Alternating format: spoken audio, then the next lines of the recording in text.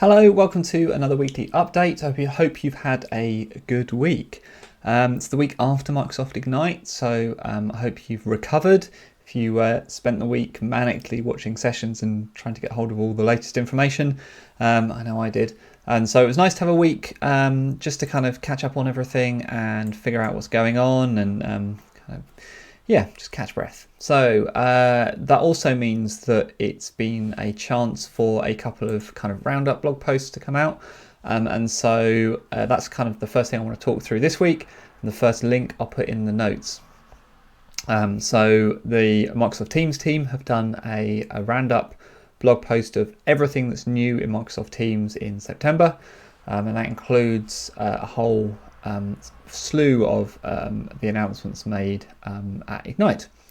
What's interesting is they actually start that blog post off talking all about performance. And they're really doubling down on Microsoft Teams performance. And if you are spending the whole day inside an application, multiple days a week, the performance of that application is really important. And if you layer on top of that the fact that some people may not be using the same devices that they use normally because they're now at home, they're definitely not using the same internet connection that they're used to using. And so everything is variable now. The machines are variable, the internet connection is variable. The internet connection may be contended with other members of your household who are home learning or playing games or also trying to get work done. So there's a lot of change and a lot of churn. So performance is really important, and so there's a real focus on that in this blog post, which is really interesting. They're looking at offline mode as well, so offline support for desktop. They're looking at improved launch times. They're looking at optimizations to video rendering as well, and some other things as well around low bandwidth. You'll be familiar, I'm sure, with some of these announcements. I'm not going to go through them all. You'll have seen them in the Ignite announcements, and I've kind of talked about them previously. There's new things for devices, there's new things for meeting experiences, and for chat and collaboration, for first-line workers, a whole sort of bunch of things. And it's good to have a blog post like this where they're all on one page and you can see them all in one go. Separate to that, there's a second blog post I want to talk about, which is just aimed at Teams developers. It's all about the Microsoft Teams platform. And so that's a great roundup, really, of the things that you might have missed at Ignite. So it's got a list of the keynote sessions that are of interest to platform development, a list of digital breakout sessions to watch, and Ask the Expert sessions, on-demand sessions. And then also it calls out Virtual Hub. So I talked about Virtual Hub previously. I've done as a great kind of place to go to learn stuff.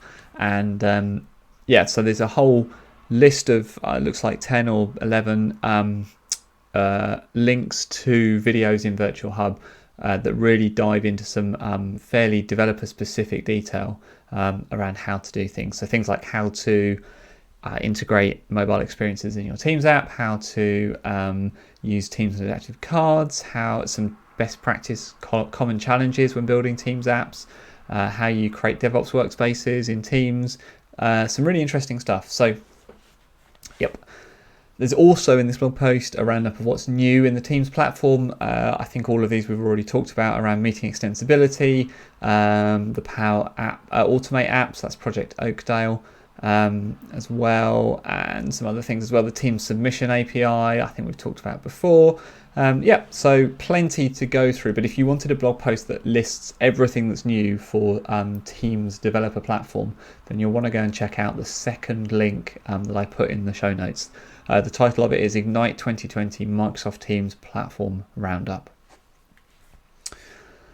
All right. So we talked about this a little while ago. So a blog post by Nick Kramer from the Teams team on the Microsoft Teams developer blog around change notifications for Microsoft Teams messages. I've definitely talked about this before because it's been around since around February, I think, when it went into public preview. It's now gone GA. So if you were holding back on using change notifications for Teams messages because it wasn't GA, it was still in preview, it has now lost that preview tag. It is now generally available. So that's really interesting. So quick reminder, that allows you to create a subscription to receive information about messages in a particular channel or a particular one-to-one or group chat thread. So you can subscribe to change notifications on specific threads and messages. Also, you can also subscribe to changes across all messages in the tenant. So if you wanted to just know about everything that's happening in terms of messages, you can do that via a subscription endpoint, and that's all GA. I've already done some blog posts about how you set up change notifications, how you manage them, how you resubscribe to them, how you deal with the messages that are coming in. So if that's of interest, go check out my blog because I talk about it in some detail there already. And the other thing I wanted to talk about, this is nice. This is a kind of nice way to end actually.